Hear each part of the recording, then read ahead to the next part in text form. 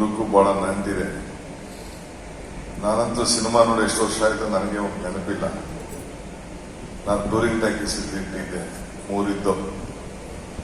ಆಗ ಯಾವುದೇ ಸಿನಿಮಾ ಹಾಕ್ಬೇಕಾದ್ರೆ ನಾವು ಫಸ್ಟ್ ನೋಡ್ಬಿಟ್ಟು ಗಾಂಧಿನಗರದಲ್ಲಿ ಡಬ್ಬ ಎತ್ಕೊಂಡೋಗಿ ಬಸ್ಗೆ ಹಾಕಿ ಕಳಿಸ್ತಿದ್ದೆ. ಆ ಕಾಲ ಇತ್ತು 40 ವರ್ಷದಿಂದ.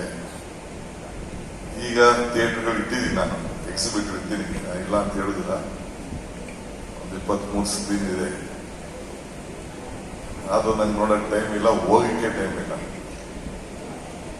ಸೊ ಇವತ್ತು ನಮ್ಮ ಪ್ರಜಾವಾಣಿಯವರು